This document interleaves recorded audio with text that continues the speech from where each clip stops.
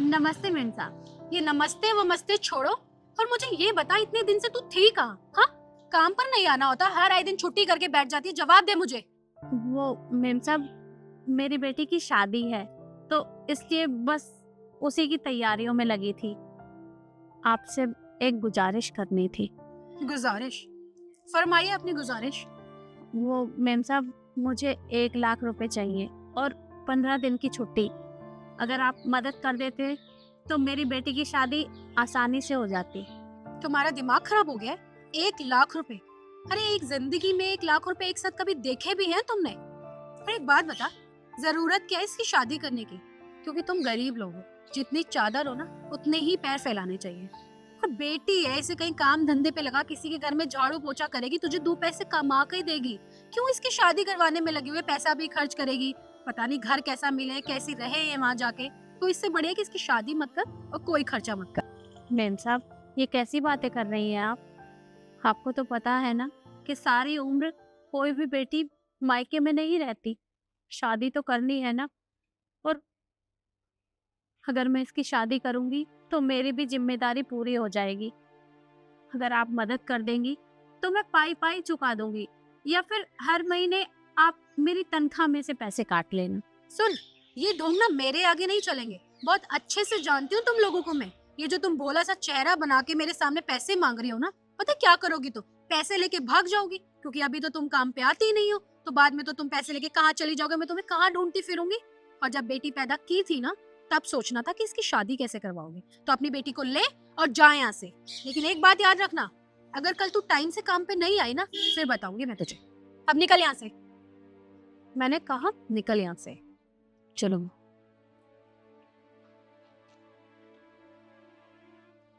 पता नहीं कहाँ कहाँ से आ जाते हैं। 1 लाख रुपए दे दो, पेड़ पे लग रहे हैं। क्या तूने सुषमा आंटी को घर से निकाल दिया? अरे हाँ, निकाल दिया। तुम्हें पता है वो आज इतने दिन बाद आई कि मेम साहब मुझे 1 लाख रुपए उधार दे दो, मुझे अपनी बेटी की शादी करवानी है। अरे 1 लाख रुपए कोई मामूली सी रकम है जो मैंने पर्स से निकाली और उसको दे दी। और वैसे भी वो गरीब लोग हैं, क्या पता मेरे पैसे लेके भाग जाती। और रही बात उसकी बेटी की शादी की, तो जब पैदा की थी ना, तो तब सोचना चाहिए था कि हम शादी नहीं करवा पाएंगे, तो क्यों पैदा की? अरे तू पागल हो गई है क्या? तुझे पता है बचपन से वो हमारे घर में काम कर रही है। अरे जब से मेरे माँ बाप इस दुनिया में नहीं है ना, उन्होंने ही मुझे पाल पोस के इतना बड़ा किया है। अरे वो हमारे घर की नौकरानी नहीं है, वो हमारे परिवार का एक सदस्य है। मैं उसे अपने घर का सदस्य समझता हूँ। और तूने क्या किया? तूने उन्हें घर से निकाल दिया। अरे वो 1 लाख रुपए मांगने आई थी तो तुमने मुझसे पूछा? नहीं पूछा ना। और हाँ, एक बात बताऊं तुझे, उनकी जो बेटी है ना, मैं उसे बहन मानता हूँ। लक्ष्य, तुम्हारी ना खुद की बहन है, तो किसी और को ना राह चलते बहन बनाने की जरूरत नहीं है। तो उनके लिए इतना सोचना बंद करो। बाकी मैं कुछ ऑर्डर कर देती हूँ तुम्हारे लिए। बस करो, मुझे कुछ नहीं खाना। और हाँ, मेरी एक बात ध्यान से सुन ले, आज के बाद इस घर में जो कुछ भी होगा वो सब मेरी मर्जी से होगा। समझ में आ गई? और किसी को भी तू घर से बाहर नहीं निकालेगी जब तक मेरी परमिशन नहीं होगी। ना तू इस घर में कुछ करेगी और ना करने की जरूरत है। आ गई बात समझ? अरे तुम उनके लिए मुझसे क्यों लड़ रहे हो यार?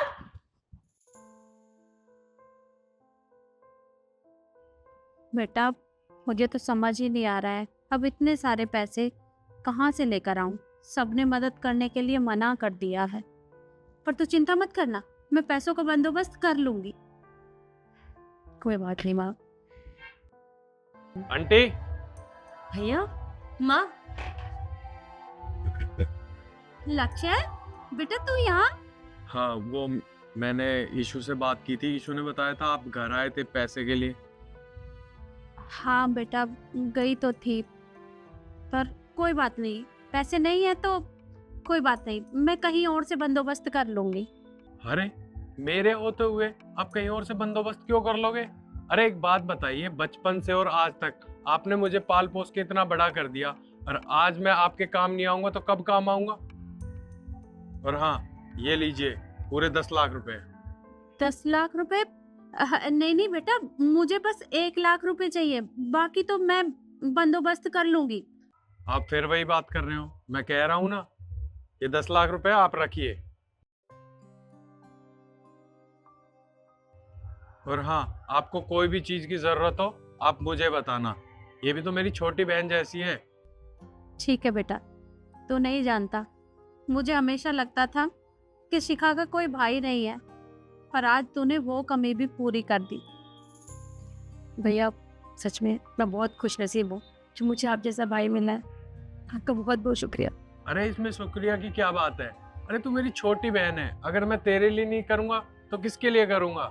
और हाँ, आपको परेशान होने की कोई जरूरत नहीं है। शादी में जितना भी खर्च होगा सब मैं करूंगा, आपको कुछ भी करने की जरूरत नहीं है।